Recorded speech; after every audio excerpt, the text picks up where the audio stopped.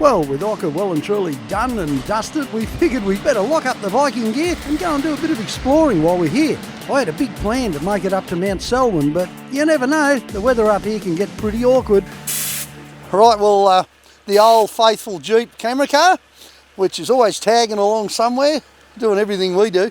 Possibly the most comfortable car on the trip with its heated seats and all the rest.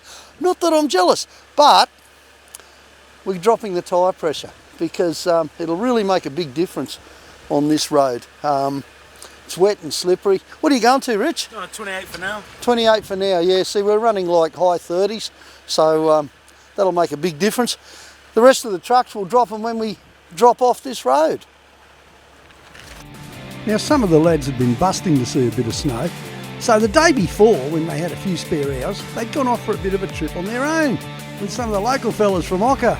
I'll tell you what, it was looking pretty good.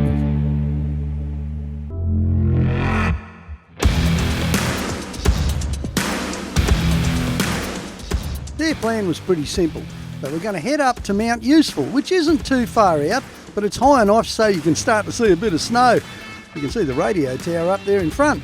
And of course it was pretty much a 40 series bonanza type of session, although we had a 55 along too.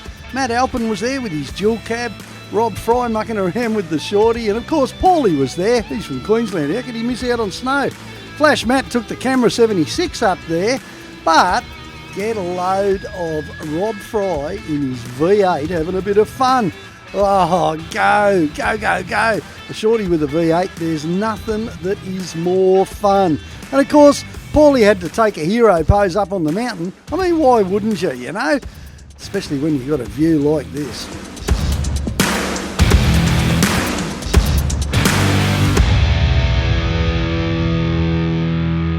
Before long, the guys had found one of the mountain huts and they were busy checking it out. These places are just amazing when there's a blizzard or a bit of snow, but hopefully they weren't going to cop that today. On their way back to Rawson, the boys took time out to have a bit of a look at the Thompson Dam. This is Melbourne's water supply, and it was built, well, only a couple of years after I drove my first 40. Yep, back in the 1970s. It's an amazing structure, but I guess the really amazing thing is that it's so rare it's actually ever been full. In fact, I think it's only been full once. I've been full more often than that.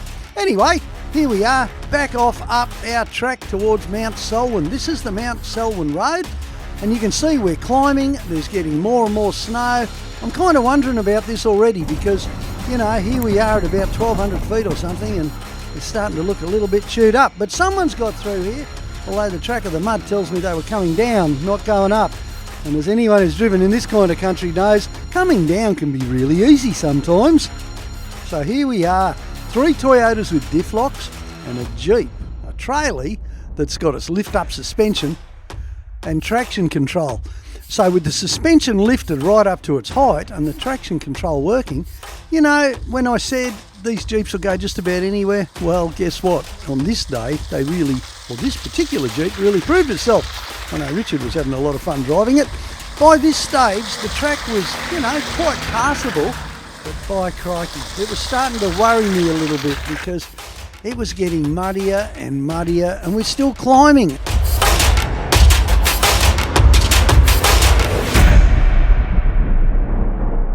We're going to be climbing to another couple of hundred metres. I don't like the look of this at all.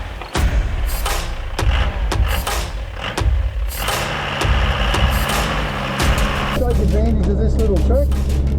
I'm a bit worried about there being a blizzard or something.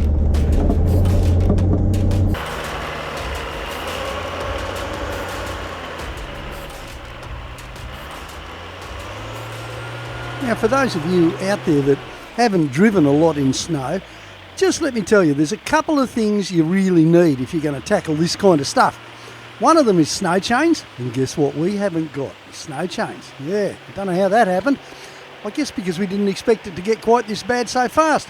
But the other thing that we have got is Terrain Tamer's winter fuel additive. Now, if you don't have that in the tank of your truck, you run all sorts of risks of pipes freezing. Things can go really badly wrong, especially if you leave the vehicle, you know, with the fuel tank and all the pipes sitting in deep snow for any length of time. And yes, it is safe for common rail diesels like the Jeep.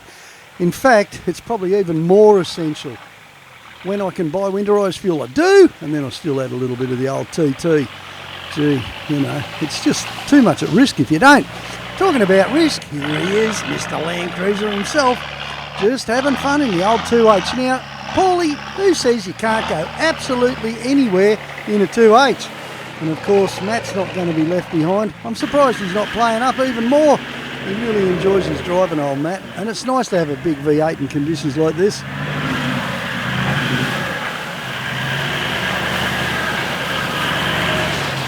This is about as far as we can go up the Mount Selma road. And things are sort of tightening in a bit up here, so we're going to head back down. But look at this, eh? Someone want to ask him for directions?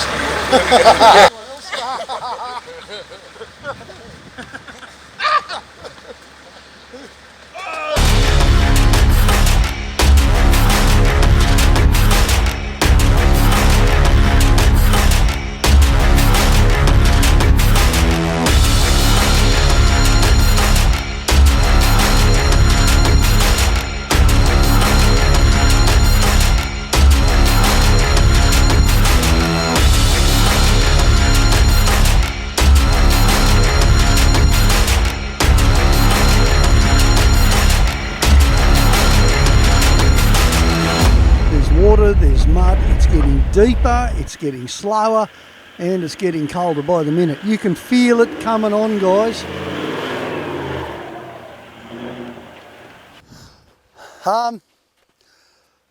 Look, I'm not a high country veteran. I have been here a lot, and in all those years I've only ever been stuck in one blizzard, and it kind of felt like this. Real foggy, real high, and real still. And then it all changed, and every now and then we're getting a big gust of wind through. So in lieu of the fact that we got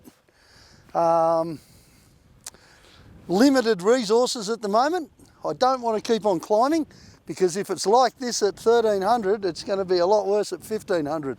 So we're going to cut on back. It's just one of those things, guys. A little bit of common sense goes a long way. When you're stuck in your car overnight with snow all over it, it's not much fun. Anyway.